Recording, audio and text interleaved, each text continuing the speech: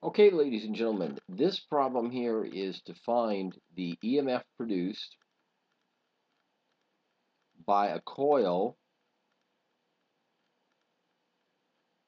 of 6,200 loops. So we'd write down N equals 6,200. The radius, or excuse me, the diameter, 6.4 centimeters, which means the radius is 3.2 centimeters, and the in metric units, radius is 0.032 meters. It's often advisable to convert units to MKSA, meters, kilograms, seconds, amperes, immediately. So we've done our sketch. Just a reminder about the solve method: SOLVE, sketch, organize, list your equations, vary the equation to get the unknown on one side of the equation and everything else in the other, and then E for evaluate, the plug and chug step. So we've done our sketch. We are at the organize step, and we've got the number of loops and the radius of the coil, and we need one more thing. Change in magnetic field with change in time is 2 teslas per second. L, list of, I forgot one thing in the O step. EMF is what we want to find. Put a question mark there.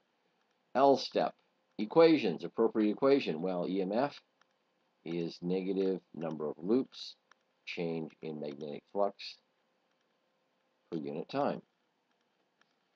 But we need to know what flux is. Flux, presume on this problem that the magnetic field is uniform. So the flux is magnetic field times the area, or since the area is pi r squared, pi r squared times the magnetic field. That will give us the flux. Change in flux is totally due to change in magnetic field, not area. Area is not changing. So we can write the change in flux equals, this is the only thing that's changing. So pi r squared, the area, times the change in the magnetic field per unit time. Now we can go plug this back into this equation and get our varied equation. SOL, list the equations. Now we got to vary the equations. We got to work with the equations now. We got to do some plugging in and substitution and stuff like that. That's what the V is for, varying. Till we finally get the unknown on one side and all the knowns on the other. So let's write it down. Delta phi delta T is this expression here. The full expression for EMF then is N times this stuff.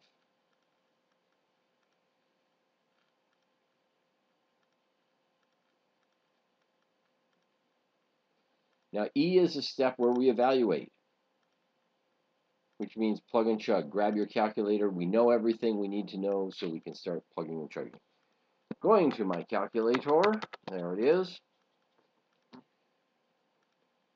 Pi times 0.032 meters, and I've got to square it, so that gives me the area. When I hit the equal sign, that gives me the area. I'm going to write down that intermediate result just in case I forget it or I need it.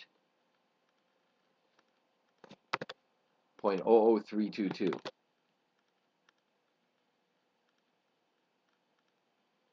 And that would be meters squared. Okay. So we've calculated pi r squared so far times N.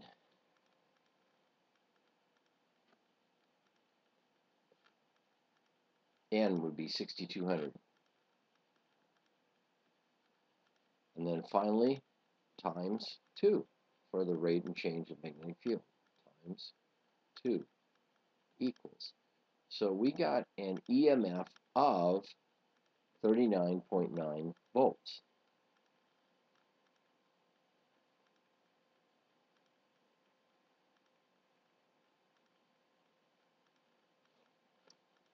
And that's all for this problem.